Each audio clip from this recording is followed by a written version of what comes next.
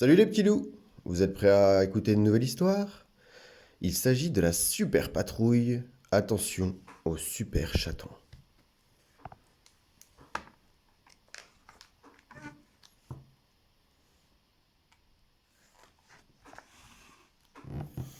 Sur la plage, Harold, le neveu du maire Ellinger, passe son détecteur de rochers extraterrestres 3000 sur le sable.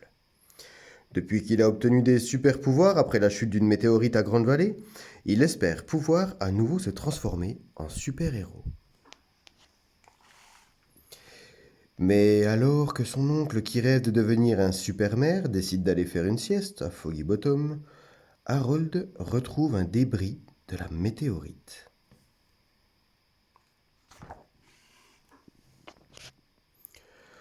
Harold récupère ses super-pouvoirs et les chatons d'Ellinger en bénéficient aussi. Le super complice, venez avec moi à Foggy Bottom. Nous allons mettre au point un plan parfait, dit Harold au chaton. Mais à Grande Vallée, c'est bientôt la pagaille. Les super chatons dérobent des boîtes de thon à Monsieur Porter, emportent les vaches du fermier Hal, puis font littéralement voler la limande du capitaine Turbo jusque sur le sable avant de lui prendre tout son poisson.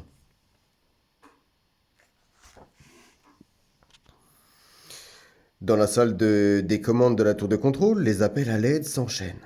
Tour à tour, Monsieur Porter, Hal et le capitaine Turbo téléphonent à Ryder. J'aurais juré que ces chatons avaient des super pouvoirs, termine de raconter le capitaine. Ah ouais? Des super pouvoirs?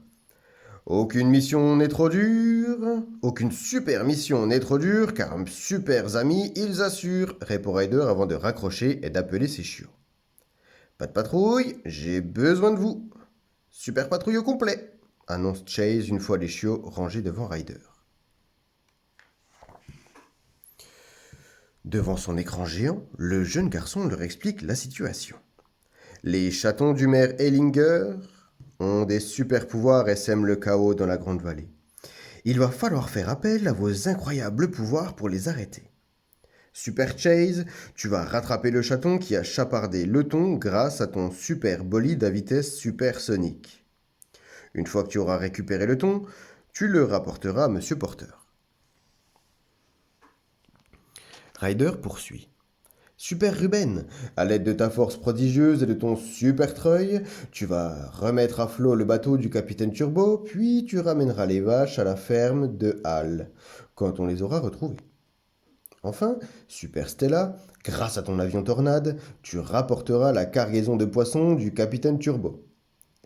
La super patrouille part en mission. Chase se lance à la poursuite du chaton voleur de boîtes de thon. Grâce à son filet infaillible, il récupère la cagette remplie de boîtes de conserve.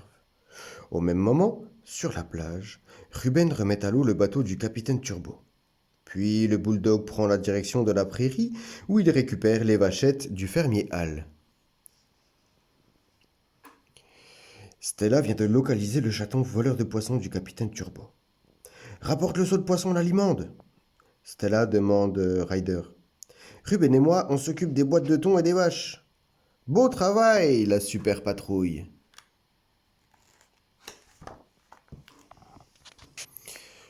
Pendant ce temps-là, Harold a remis à neuf son superbus et fonce jusque chez Oncle Otis où les chatons diaboliques ont mis son linge en boule.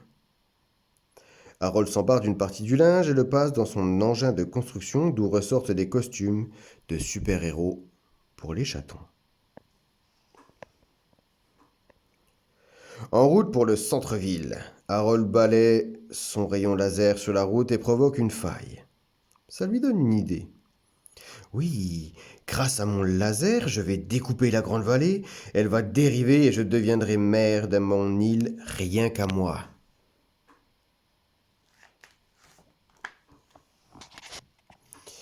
Mais son oncle arrive en face de lui. Le maire se retrouve menacé par le pointeur laser désormais commandé par les chatons. Ellinger slalom pour éviter le rayon laser. Ryder, Stella et Chase, partis à la recherche des chatons, le repèrent rapidement. Grâce à son tourbillon, Stella rattrape le maire et le met à l'abri sur une falaise. Chase se lance à la poursuite de Harold et des chatons. Arrête-toi lui crie-t-il dans son haut-parleur. Avec les super chatons, tu crées une faille tout autour de la ville. Je sais, répond Harold. Et quand j'aurai fini de découper tout autour de la ville, elle flottera sur l'océan. Je l'appellerai l'île de Harold Ellinger et elle sera dotée d'un super maire. Moi.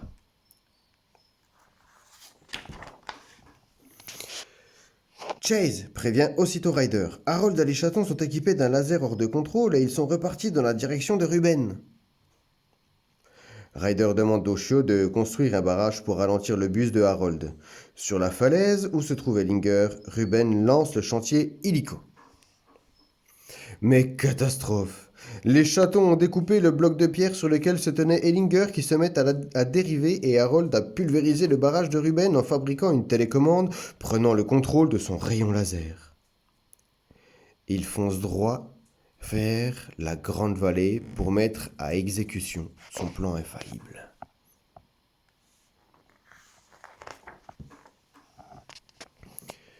Appelé à la rescousse, Zuma ramène le maire Ellinger sur la terre ferme, tandis que Ryder et la patte patrouille se déploient dans la Grande Vallée à la recherche de Harold et de ses chatons. Stella les repère, ils se dirigent vers la mairie. Ryder demande à Chase de les arrêter, mais Harold met déjà la pagaille à la mairie. La patte patrouille doit trouver un moyen de les arrêter. Malheureusement, les chatons sont lâchés et, comme dit Chase, ils mettent des bâtons dans les roues de la patte patrouille. Les roues? Bien sûr, s'exclame le jeune garçon avant d'appeler Rocky.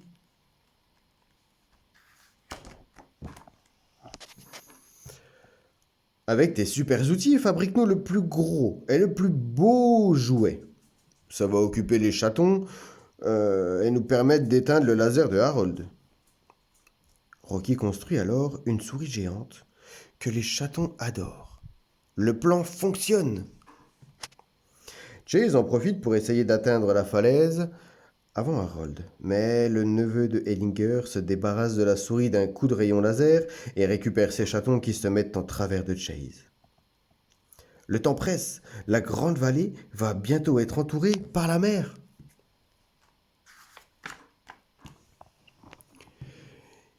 J'ai une idée, s'écrie Ryder. Si on prend la parabole de la super tour de contrôle et qu'on la tient devant le laser, le rayon sera dévié dans le sens inverse et détruit. L'idée de Ryder est vraiment excellente. Stella récupère la parabole et neutralise le laser de Harold, qui, sous le choc, est éjecté de son bus. Dans l'accident, il perd le morceau de météorite qu'il tenait dans sa poche. Harold et les chatons n'ont plus de super pouvoir. Mais il existe encore un problème. La faille créée par le rayon laser continue de s'agrandir, menaçant de faire dériver la Grande Vallée et ses habitants.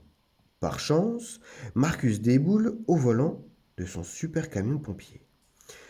Grâce aux flammes de son véhicule, le chiot réussit à ressouder la faille. La Grande Vallée est sauvée. Rejoint par son oncle, Harold cherche désespérément le morceau de météorite. Soudain, les chatons le retrouvent et le jettent à l'eau.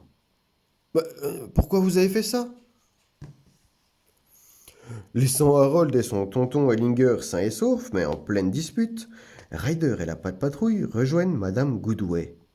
Merci, super patrouille. Notre ville a enfin retrouvé son apparence normale.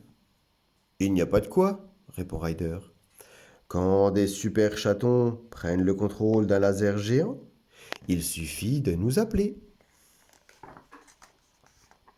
Et voilà, j'espère que cette histoire vous a plu. À plus tard.